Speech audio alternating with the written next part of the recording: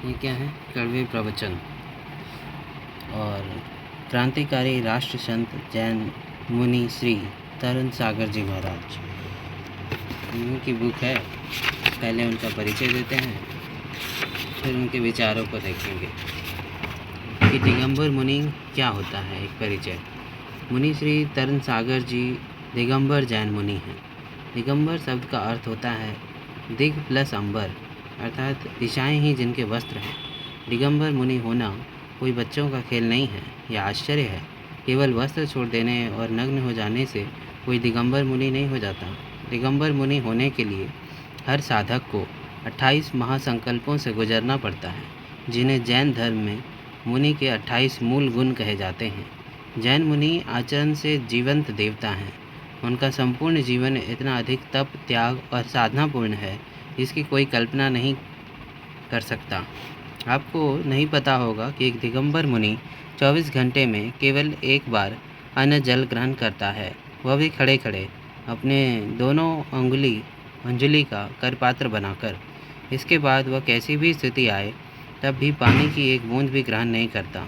सोचिए, भीषण गर्मी के दिनों में जब आपको हर 10 मिनट में प्यास लगती है, तब दिगंबर मुनि 2-2 घंटे प्रवचन में बोलकर 20-20 किलोमीटर पद विहार करके भी अपने संकल्प को निभाता है।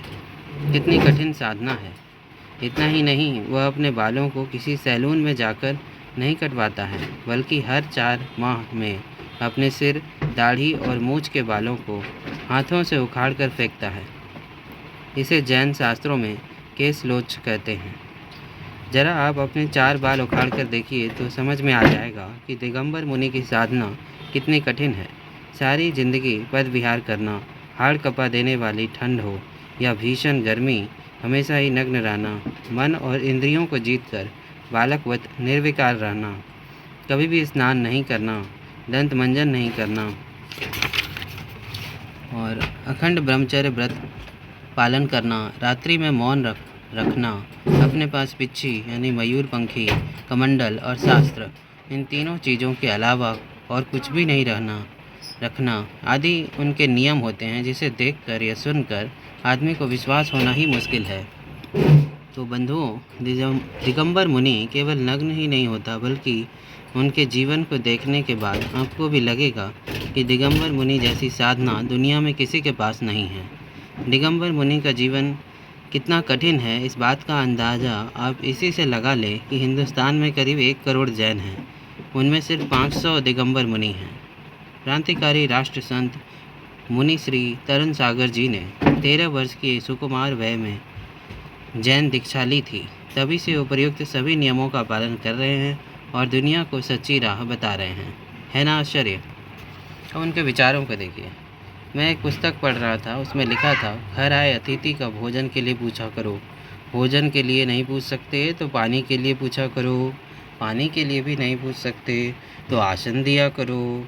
आसन भी नहीं दे सकते तो 2 मीठे बोल बोल लिया करो। मीठे बोल भी नहीं बोल सकते तो कम से कम मुस्कुराहट दे दिया करो। और मुस्कुराहट भी नहीं दे सकते तो फिर चुल्लू भर पानी में डूब मरो। वो इन्हीं तरह के कड़वे प्रवचन देते थे। माँ बाप होने के नाते अपने बच्चों को खूब पढ़ाना लिखाना और पढ़ा लिखा कर खूब लायक बनाना, मगर इतना लायक भी मत बना देना कि वह कल तुम्हें ही नालायक समझने लगे। अगर तुम्हें आज यह भूल की तो कल बुढ़ापे में तुम्हें बहुत रोना पछताना पड़ेगा। यह बात मैं इसलिए कह रहा हूँ क्योंकि कुछ लोग यह भूल ज़िंदगी में कर चुके हैं और वे आज रो रहे हैं। अब पछताने से क्या होगा जब चिड़ियाँ चुग गई खेत। बच्चों के झगड़ों में बड़ों को और सास बहू के झगड़ों में माँ बाप बेटे को कभी नहीं पढ़ना चाहिए।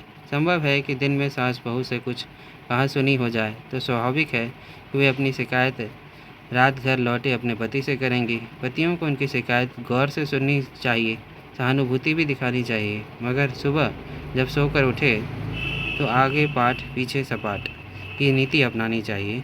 तभी घर की एकता कायम रह सकती है। संसार में अड़चन और परेशानी ना आए, यह कैसे हो सकता है? सप्ताह में एक दिन रविवार का भी आएगा ना। प्रकृति का नियम ही ऐसा है कि ज़िंदगी में जितना सुख दुख मिलना है वो मिलता ही है, और मिलेगा क्यों नहीं। टेंडर में जो भरोगे वही तो खुलेगा। मीठे के साथ नमकीन ज़रूरी है, तो सुख के साथ दुख का होना भी लाजमी है।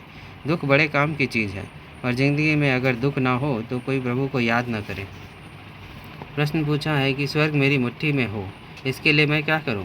कुछ मत करो, बस इतना ही करो कि दिमाग को ठंडा रखो, जेब को गर्म रखो, आँखों में शर्म रखो, ज़ुबान को नरम रखो और दिल में रहम रखो।